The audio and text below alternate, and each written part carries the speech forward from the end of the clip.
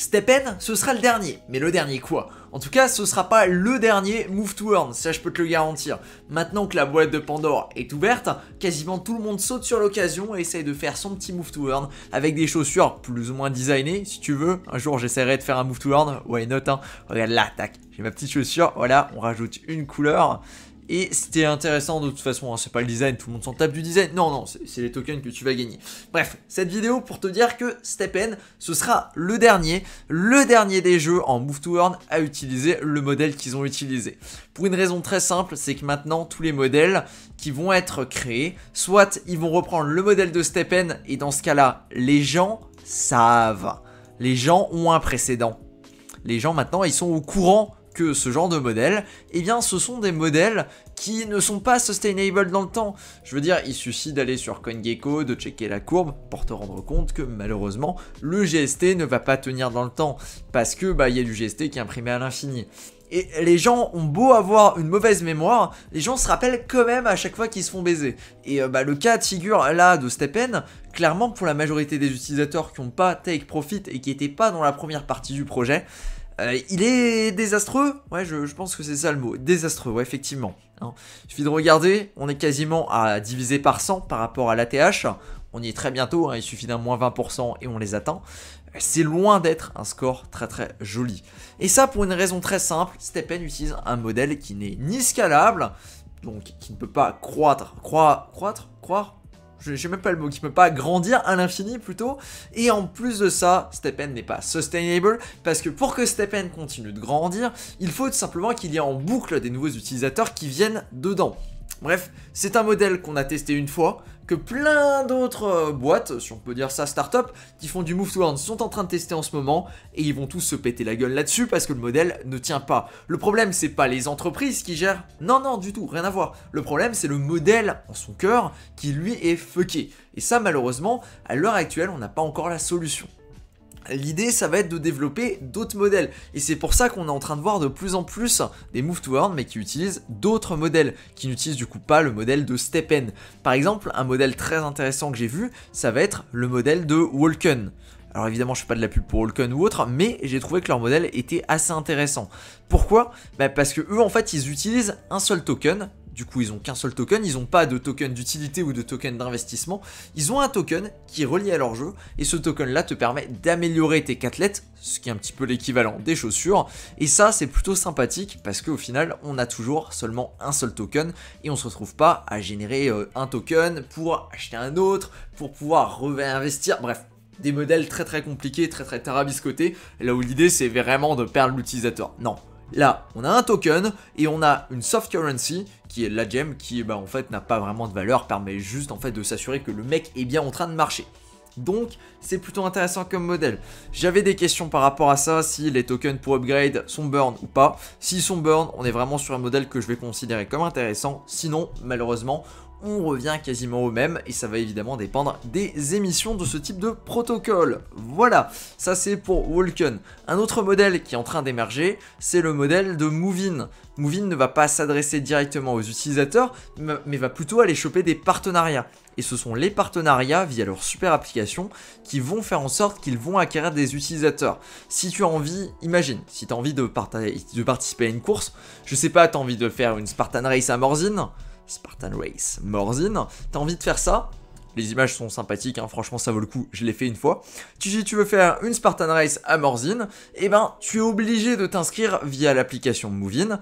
On va prendre un pourcentage là-dessus et c'est ça tout leur business model. Ils ont du coup une super application et leur objectif grâce à ça, c'est de venir grappiller des pourcentages de frais, un petit peu à l'équivalent de ce que va venir faire un DEX. Donc un exchange décentralisé comme un Uniswap ou autre, là où il va venir prendre des petits pourcentages sur à peu près tout ce qui se passe, mais pas directement au consommateur, mais plutôt directement à l'utilisateur en fait qui a créé le partenariat. Donc dans ce cadre-là, par exemple, ce serait à la Spartan Race qui organise. Eux vont devoir un petit pourcentage des transactions, du coup des inscriptions, directement à Movin. Mais Movin, eux, proposent une solution pour gérer ça très facilement via leur application. Et en plus, vu que c'est une super application, il y a plein d'autres petites offres qui peuvent être intéressantes. Par exemple, tu vas pouvoir gagner des tokens en allant marcher, etc. Ce genre de choses. Donc on est sur des modèles qui sont différents et qui s'éloignent pas mal vraiment déjà de ce qui c'est avec un StepN. Et moi, mon idée, à terme, c'est vraiment de créer des modèles de ce type-là et de regarder qu'est-ce qui peut être viable. Autant le truc de Movin, j'adore, mais c'est compliqué à mettre en place par des petites équipes. C'est-à-dire que toi, demain, tu veux développer ton projet, tu vas pas pouvoir créer une super application. C'est très peu probable que tu arrives à faire ça tout seul dans ton équipe, ou alors avec ta petite équipe de 3-4 personnes que tu arrives à créer un truc comme ça. Pareil, Walken, on est sur des trucs qui sont déjà bien balèzes, c'est pas le genre de choses qui est créé par des petites équipes. Non. Mon idée, c'est de mettre en place un modèle et de tester, d'expérimenter, et ça va être basé sur le fameux Onboard Pirate. Donc j'ai une idée, ce sera généré avec des NFT à quantité limitée, et en plus de ça, il n'y aura pas de token, parce que le token, en fait, ce sera tout simplement le token de la blockchain qui sera utilisé pour être réinvesti, et on aura un système de récompense pour les gens qui arrivent dans le leaderboard, à la place d'avoir un système de récompense soit aléatoire, soit pour tout le monde. Ouais, c'est un nouveau modèle, c'est quelque chose que j'ai envie de tester, et c'est le truc sur lequel je vais bosser pendant ces vacances. Évidemment, t'en entendras parler, je ferai des vidéos pour montrer comment ça évolue, à quoi ça ressemble, et qu'est-ce qu'on va faire à ce niveau-là. J'ai pas envie de trop en parler encore à l'heure actuelle, parce qu'évidemment, c'est le genre de choses qui pourrait peut-être être concurrencées si le modèle fonctionne. Alors l'idée, c'est de pouvoir profiter d'un petit avantage dès le départ, et après, quand ça commence à fonctionner, quand les gens vont voir l'idée, et s'ils trouvent ça intéressant, bah, ils pourront évidemment se baser dessus. Mais c'est une idée un petit peu originale, j'ai envie de tester quelque chose d'autre et j'ai envie de monter un petit projet aussi de ce côté-là. Donc ça va être très intéressant de pouvoir parler de ça et d'aller chercher directement dans les tokenomics. Pour moi, ça clairement, on est en train de voir qu'il y a certains modèles qui fonctionnent mieux que d'autres. Et là, les gens commencent à capter que le modèle de STEPN, bah, il ne fonctionne pas. C'est pas un modèle qui a une croix, qui a le petit coche vert, là, tu sais, le modèle qui fonctionne, non. C'est un modèle qui ne fonctionne pas. Et c'est ce qui est très intéressant avec les crypto-monnaies en ce moment, c'est qu'on est en train de chercher des modèles qui fonctionnent. Concrètement, dans la vraie vie, je sais pas, tu vas regarder les e-commerce, il y a des blueprints qui fonctionnent pour les e-commerce. Tu veux créer un e-commerce, il y a quasiment à la limite une petite page, tu peux tout écrire sur une feuille A4 qui te dit étape 1, tu vas créer ton site, étape 2, tu crées un compte chez Shopify, étape 3, tu cherches tes produits, tu fais tout ça, tu vas générer du profit avec ton store si tu arrives à cibler une niche qui est intéressante. Ça, c'est un modèle qui fonctionne, qui est prouvé, parce que ça fait je ne sais pas combien d'années que les mecs qui sont dans l'e-commerce connaissent ce modèle-là et le font. Alors, ils ont peut-être des stratégies de marketing qui sont différentes, des niches qui sont différentes, ça c'est sûr, mais ils ont un modèle, une blueprint qui fonctionne. À l'heure actuelle, dans la crypto-monnaie, si tu veux monter un projet, on n'a pas encore ce genre de blueprint. Alors évidemment, les trucs qui sont les plus utilisés, ça va être de faire un projet NFT. C'est le truc qui a vraiment cartonné en 2020-2021. Tu montes ton projet NFT, tu dis que tu vas faire des trucs géniaux, tu montes du marketing derrière, du coup tu vas contacter des influenceurs, tu vas leur dire de mettre en avant ton projet contre une certaine somme ou alors un stake directement dans le projet. Suite à ça, les mecs vont faire de la pub, de plus en plus de gens s'intéressent, les gens achètent tes NFT et au final, un petit peu plus tard, 1 ou 2 mois plus tard, les gens se rendent compte que en fait, c'était juste des images malheureusement, donc tristesse, hein. Les gens les revendent, le prix baisse, tout le monde est perdant, sauf toi qui as empoché le gros chèque. Je trouve que ce modèle-là, il est malsain à l'heure actuelle parce que malheureusement, c'est à chaque fois les utilisateurs qui trinquent. Et c'est exactement le même cas de ce qui est en train de se passer avec STEPN, hein. C'est les utilisateurs qui trinquent, c'est pas les développeurs. Les développeurs se sont déjà payés très probablement en GMT et n'ont aucun souci de ce côté-là. Ou alors ils prennent des frais, etc. Ne t'inquiète absolument pas pour eux. C'est pas eux qui sont à plaindre là-dedans, ce sont bien évidemment les utilisateurs qui, eux, ont été un petit peu trop greedy ou ont essayé de voir le bien là où il y avait effectivement qu'un modèle totalement fucké. Ça, pour moi, c'est le problème à l'heure actuelle. Et je pense qu'à un moment, on va réussir à créer ce genre de business, ce genre de choses qui fonctionnent. Et ça, à partir du moment là où on a les blueprints, là où on comprend comment ça fonctionne, là on va pouvoir aller choper des choses beaucoup plus intéressantes et on va également pouvoir aller choper des parts de marché dans des modèles existants qui sont dans du Web 2 par exemple. Une idée, enfin plus qu'une idée, c'est un projet qui existe déjà, sur lequel je suis tombé il y a pas longtemps et qui a priori existe déjà depuis un petit moment, c'est Realty. Alors je sais pas exactement si c'est 100% legit ou pas, on le verra très probablement dans le futur. Il faudrait que je fasse vraiment beaucoup de recherches là-dessus pour comprendre à 100% comment ça fonctionne. Enfin, l'idée de comment ça fonctionne, je l'ai, mais les tokenomics et tout ce qu'il y a derrière, j'ai pas encore fait mes recherches, donc c'est pas du tout un truc pour dire ce projet est génial, investissez ça là-dedans. Non, du tout, en général, je ne fais pas ça. Mais là, par contre, ils ont des idées qui sont intéressantes. Moi, je parle vraiment juste de l'idée. L'idée, c'est tout simplement que si tu veux investir dans l'immobilier, tu ne peux pas. Tout simplement parce que si tu veux acheter le moindre truc dans l'immobilier, tu dois directement lâcher des sommes qui sont folles. Par exemple ici, si tu veux acheter une maison à Détroit, du coup aux States, bah, tu vas devoir lâcher 1,2 million.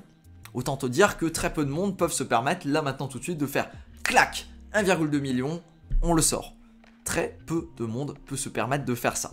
L'idée, c'est de tokeniser ça, c'est-à-dire de dire que ton appartement, ton bâtiment, on va le séparer, on va le splitter en une certaine quantité de tokens, et l'idée, c'est que la somme totale de ces tokens-là vont faire la somme pour acheter le bâtiment. Donc, les gens qui possèdent les tokens possèdent le bâtiment, en tout cas une partie du bâtiment. On s'arrange pour splitter ça de telle sorte que chaque token ait environ une valeur de 50 $. Ici, il suffit de faire 1,1 million, 1,1 million, du coup 1, 3 0, 3 0, tac, divisé par 50, et là tu peux avoir, en gros, il y a 22 000 parts qui sont générées. Ces 22 000 parts là sont distribuées aux gens qui possèdent l'appartement et les gens là vont recevoir un loyer. Ici, le loyer estimé est à 5,08 $ par an pour un investissement de 50 $. Très intéressant comme modèle, j'adore. C'est pour moi une véritable façon en fait de venir bridger le gap et d'ajouter une utilité en fait au token. Parce que jusqu'à l'heure actuelle, on a vraiment énormément de mal à voir des utilités dans le monde réel. Et là, pour moi, là on a vraiment quelque chose qui tient la route, qui est très intéressant. Évidemment, je n'ai pas fait plus de recherches que ça, c'est juste le modèle que je trouve très intéressant. Je ne sais pas encore exactement comment se paye l'entreprise qui gère ça, etc. Et ça, c'est toujours très important à prendre en compte dans ce genre de modèle. Parce qu'évidemment, l'entreprise doit gagner à un moment, hein. Soit sur la vente, soit quand tu achètes, à un moment, peu importe lequel, la boîte doit être gagnante dans ces moves-là. Donc histoire de comprendre comment ça fonctionne. Mais très intéressant parce que ça fonctionne avec de la crypto, tu peux venir, tu peux acheter et tu peux même claim en fait tes salaires directement, chacun de ces habitations. Tac, tu peux voir ici, tu as même l'adresse du bâtiment. Tu vas voir qu'il y a une certaine quantité de tokens que je me suis... Bah non, du coup je me suis pas planté, c'est effectivement ça. 23 000 tokens qui existent. On était à 22 000 sur le calcul, mais c'est parce que j'ai pas mis le 50. Donc effectivement, c'est ça. Et là, tac, tu vois qu'il y a 812 personnes qui possèdent des tokens là-dedans et qu'il y a déjà eu 1154 transferts grâce à ça. Et les gens, à mon avis, ils peuvent claim directement leurs transactions. Alors, token transfer, je sais pas s'il y a des mecs qui ont déjà claim leur loyer grâce à ça, mais c'est ça le modèle si tu veux. Et ça, c'est extrêmement pertinent, je trouve, parce qu'on a vraiment des choses très très intéressantes. Je regarderai peut-être pour faire une vidéo là-dessus, parce que c'est vraiment un modèle que je trouve génial finalement, hein. Il n'y a pas d'autre mot, et c'est le genre de truc qui pourrait peut-être être appliqué à d'autres choses, je sais pas, par exemple des voitures de luxe ou je ne sais quelle autre chose, et qui pourrait véritablement en fait rapporter quelque chose de neuf et prouver que la crypto finalement c'est pas juste des tokens, c'est pas juste des images, mais quelque chose d'assez intéressant qu'on peut utiliser dans la vie de tous les jours. Voilà pour cette vidéo, on a parlé de plein de trucs dedans, mais je pense que c'est assez intéressant comme réflexion et de se poser la question, qu'est-ce que la crypto peut vraiment apporter dans le monde réel? On sait très bien que d'un point de vue paiement, c'est tip top comme technologie, mais d'un autre point de vue utilitaire, est-ce qu'il y a des applications, est-ce qu'il y a des trucs cool à faire? Eh bien, c'est ce qu'on verra dans les années à venir, et je pense honnêtement que le prochain bull run, celui-ci sera basé sur des applications réelles et qu'on aura vraiment des boîtes qui vont générer du profit, à l'inverse de projets qui vont simplement faire plus ou moins des levées de fonds avec des promesses derrière. Finalement, les NFT n'étaient pas si différents des ICO de 2017. Merci à toi pour cette vidéo, et sur ce, je te dis à plus pour une autre. Ciao!